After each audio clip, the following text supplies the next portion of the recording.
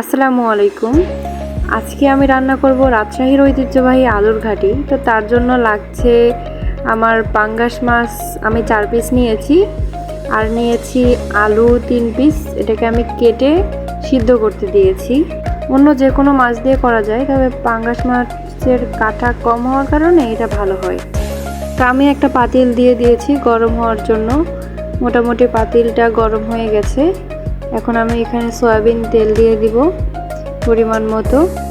পেঁয়াজ কুচি করে রেখেছি, এরপর দিয়ে দিব আমি পেঁয়াজ কুচি তেলের মধ্যে। এখানে আমি আদা রসুন মশলা সব কিছু একসঙ্গে বেটে নিয়েছি, সে বাটাটা দিয়ে দিব। এরপরে আমি দিচ্ছি মরিচের গুঁড়ো। এখানে আমি মরিচের গুঁড়োটা একটু বেশি পরিমাণে দিচ্ছি, কারণ আমি একটু বেশি ঝাল খাই। আপনারা আপনাদের পছন্দ মতো দিবেন। যদি কম ঝাল খান তাহলে কম দিবেন, বেশি ঝাল খেলে বেশি দিবেন। এখন দিলাম হলুদের গুঁড়ো পরিমাণ মতো।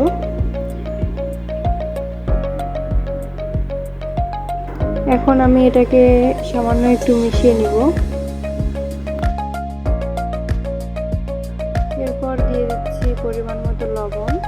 লবণ দেওয়ার পরে আবার একটু ভালোভাবে মিশিয়ে নিব। এখন আমি মশলার মধ্যে দিয়ে দিচ্ছি সামান্য পরিমাণ পানি।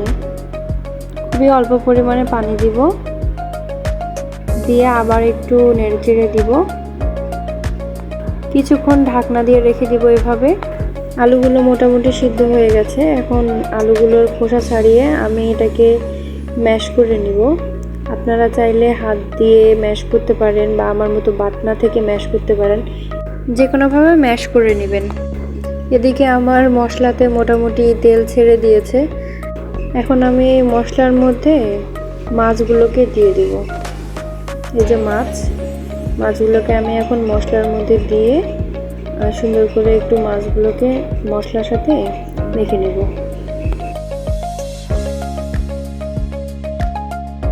মশলার সাথে মাছগুলোকে মাখানো হয়ে গেছে। এখন আমি এর মধ্যে সামান্য একটু পানি অ্যাড করে দিব। খুব বেশি না, অতি সামান্য একটু পানি অ্যাড করে দিতে হবে। তারপরে এটাকে লো আঁচে দিতে হবে। দেওয়ার পরে আমরা এটাকে ঢাকনা দিয়ে ঢেকে দিব। এদিকে আমি আলুটা ম্যাশ করে নিব। আমার আলুটা ম্যাশ হয়ে গেছে। এখন আমি মাছটা দেখব সিদ্ধ হয়েছে কি না। মোটামুটি মাছটা সিদ্ধ হয়ে গেছে।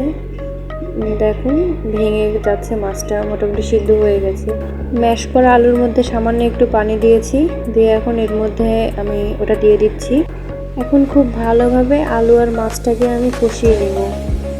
একটু টাইম নিয়ে এটা করবেন, মাছটাকে আর আলুটাকে খুব ভালোভাবে কষাবেন। এখন আমি দিয়ে দেব কয়েকটা কাঁচামরিচ। তো এই পর্যায়ে আমি কিছুটা পানি অ্যাড করে দিচ্ছি। তো এটাকে আমি সামান্য একটু নেড়ে ঢাকনা দিয়ে ঢেকে দিচ্ছি প্রায় 5 থেকে 6 মিনিটের জন্য। তো 5-6 মিনিট পর দেখুন এই অবস্থা। এখন আমরা একটু নেড়ে চেড়ে দেখবো ঘনত্বটা কীরকম। এটা একটু পাতলা রাখতে হবে, কারণ এটা নামানোর পরে অনেক ঘন হয়ে যায়। রান্না আমার হয়ে এসেছে। নামানোর আগে 1/2 চা চামচ ধনিয়া গুঁড়া দিয়ে আমি এটাকে একটু নেড়ে চেড়ে নামিয়ে নিব। তো আপনারা চাইলেও খুব সহজেই বাসায় বানিয়ে নিতে পারেন রাজশাহীর ঐতিহ্যবাহী আলুর ঘাটি।